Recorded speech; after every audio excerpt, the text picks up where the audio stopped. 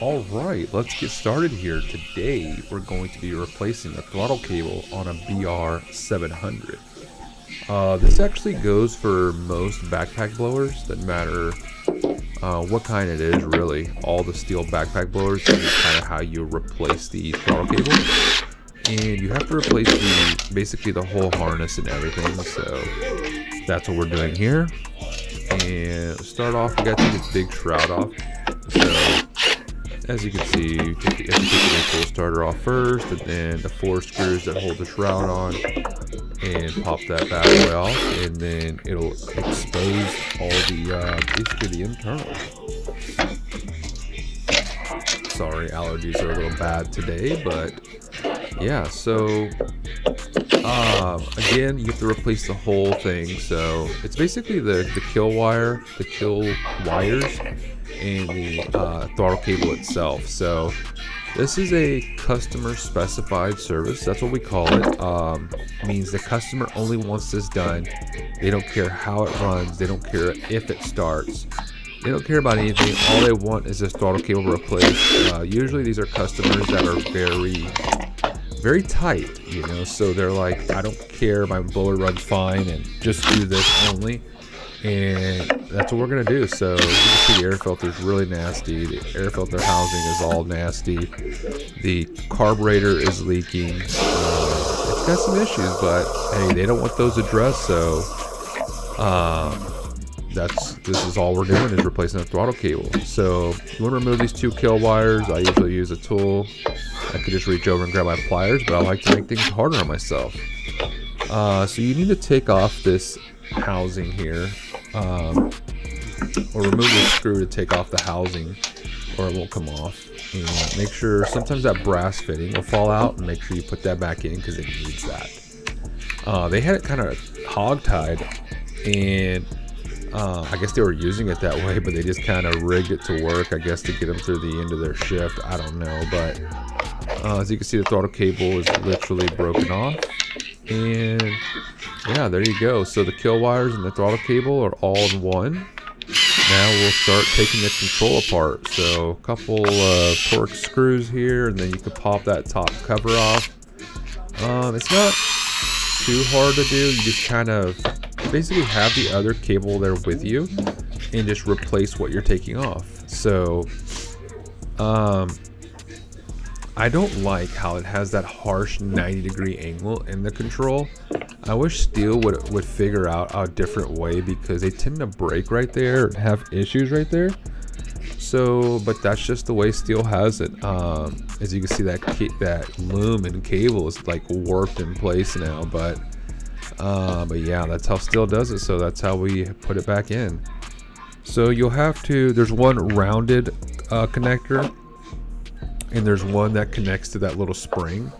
And basically, when you shut it off, that lever will touch the blue wire, the circle connector, and that's basically how it works. So I always put that circle one on, and then I'll transfer the little spring clip thing over to the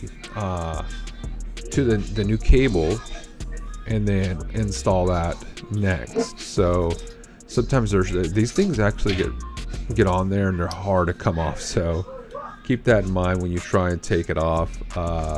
It's a little tricky, but it's better than, you know, just falling off easily, which is what you don't want. So transfer that over to the new black wire there, and it'll go back into the groove, kind of how I'm holding it right there.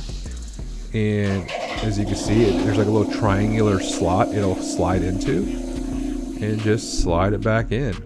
And then route your 2 cables. They have, you can see like the route it goes, kind of like that game where you route the like starting to finish through the maze. It's kind of how it is. So you just basically route the 2 cables into the maze in the control. So that's what I'm doing here. I use a screwdriver, just kind of press it in there, and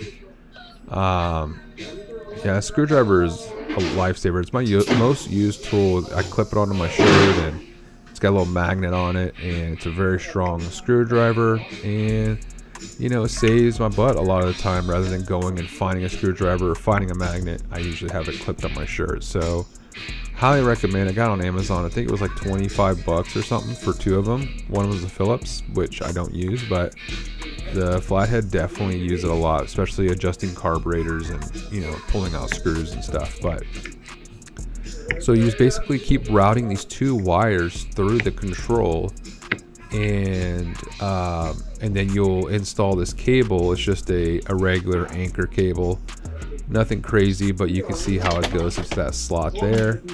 And I get a little bit off camera here because I'm kind of in a hurry as usual, so I'm trying to pump as much stuff out as possible because we get a little bit behind. And as you can see, it has a little slot in there for the cable to go through, and then it'll kind of twist around. So very straightforward on installing, nothing crazy. But again, like I said, I'm in a hurry. I'm always in a hurry, just trying to pump as much stuff out as possible to keep our ETAs low, especially as a commercial guy, so they want their stuff faster. As you can see, the cable, the blue cable, is kind of cool there. At the other end right now, I'm pulling the wires. So you can see I pull that wire tight to where now it's straight, because all the slack was on this end and it needs to be on the other end. So because the blue cable is slightly longer than the black cable, and you'll see when I connect it back up to the coil that it reaches further than the black wire.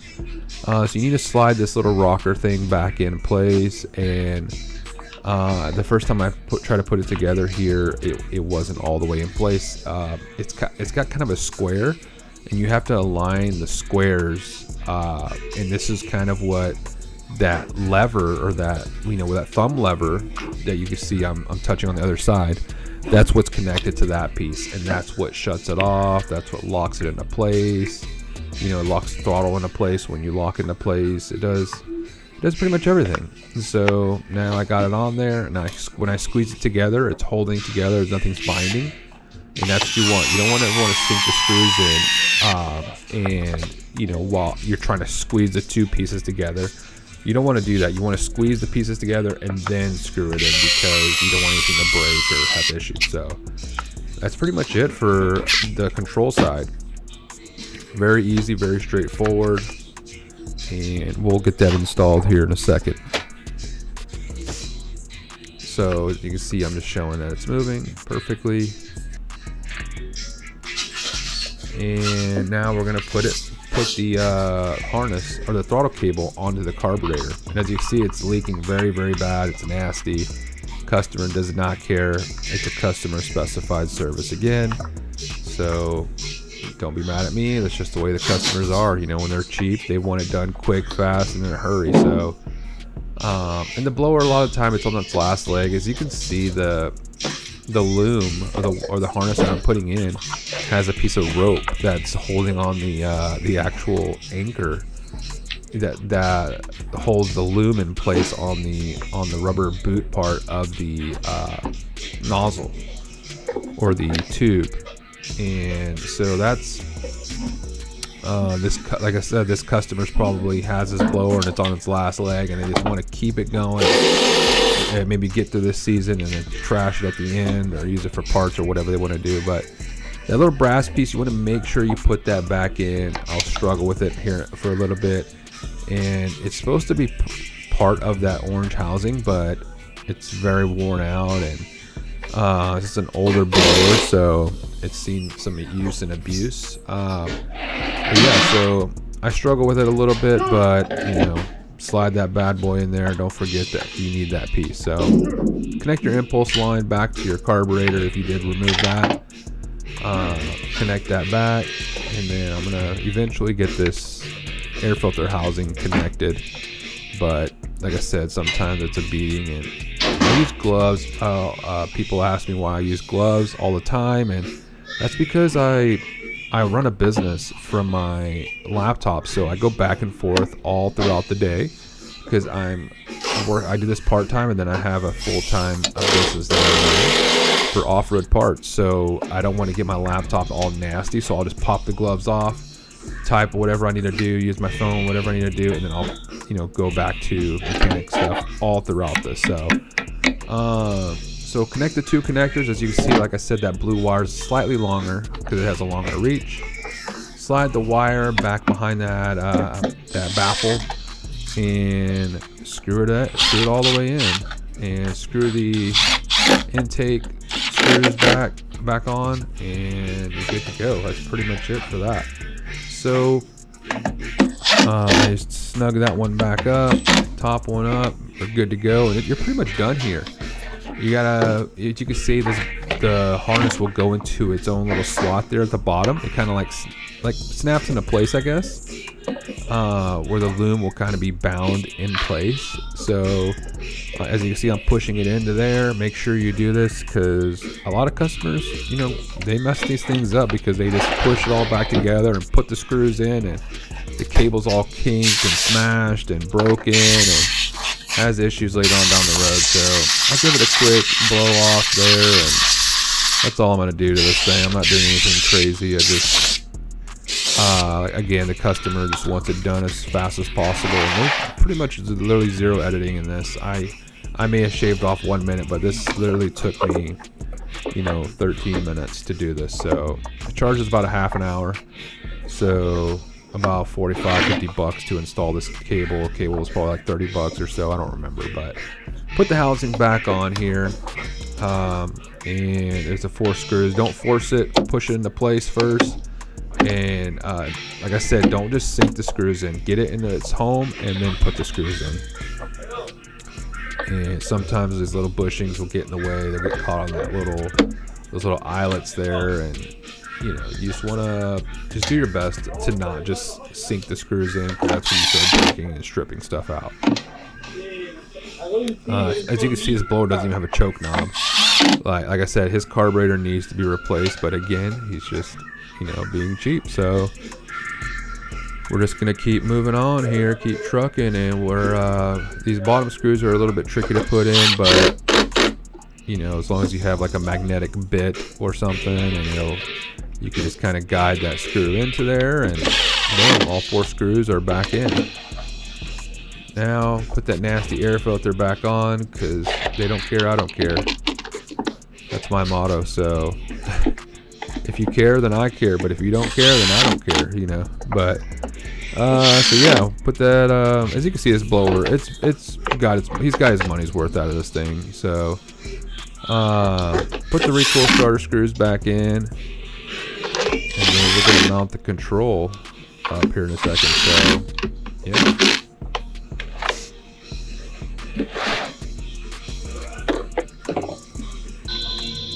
Okay, so the control here is just a couple screws. You just slide it over that little, it has a little pin that sticks up, slide it over, put the 2 screws in, and you're done. That's pretty much it for this job. That's all we got for you guys today. As always, thank you guys for watching, and we'll catch you next time.